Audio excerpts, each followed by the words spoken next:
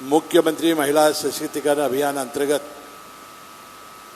आज अतिशय भव्य प्रमाणात महिला मेळावा आयोजित केलेला आहे। या मेळाव्याचे प्रमुख पाहुणे आपले राज्याचे लोकप्रिय मुख्यमंत्री आदरणीय एकनाथ शिंदे साहेब, ज्यांचं आताच मनोगत झालं, त्या विधान परिषदेच्या उपाध्यक्षा नीलमताई गोरे, माजी मंत्रिमंडळातील सहकारी उदयजी सामंत, ज्यांनी हा कार्यक्रम आयोजित केला ते खासदार धैर्यशील माने, खासदार प्राध्यापक संजय मंडलिक।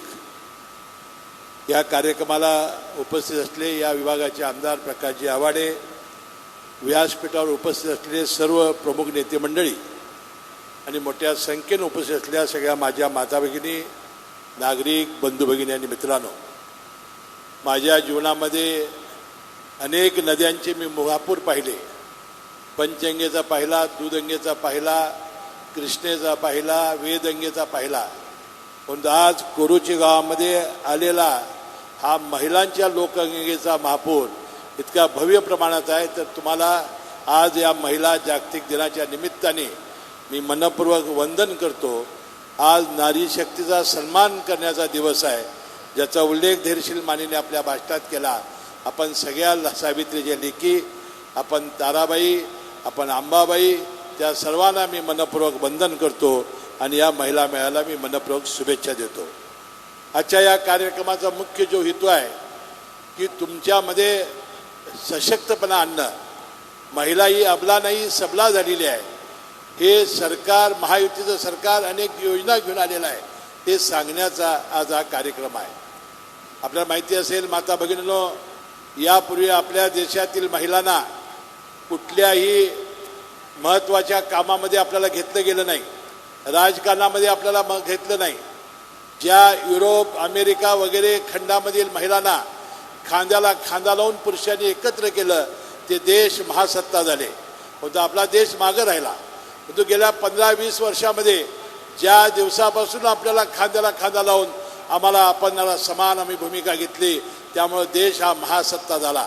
मला वाटतं तुमच्या शक्तीच्या जोरावर, या देशातील 57 कोटी युवक आणि युवतीच्या जोरावर हा देश आपल्या देशाचे पंतप्रधान नरेंद्र मोदी यांच्या स्वप्नाप्रमाणे 3 नंबरच्या जागतिक आपण अर्थव्यवस्था झाल्याशिवाय राहणार नाही, एवढी प्रचंड शक्ती तुमच्या अंगामध्ये आहे।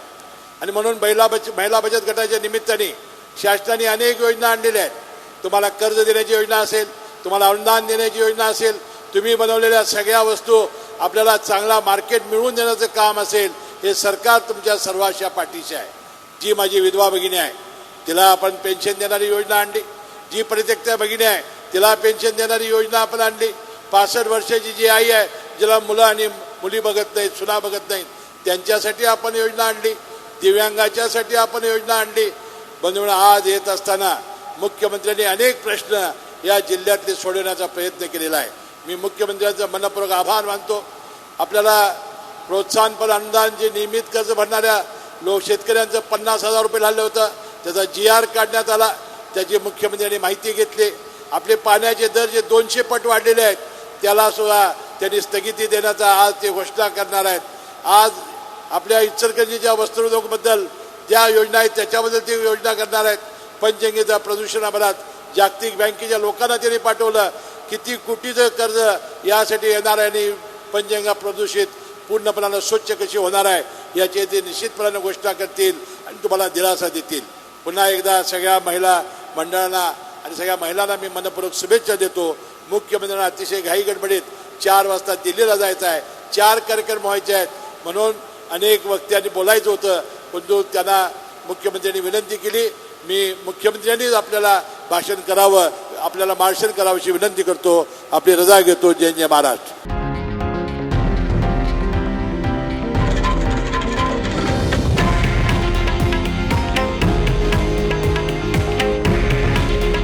हे आहे देशातील नंबर 1 न्यूज नेटवर्क आणि आपण पाहत आहात TV9 मराठी।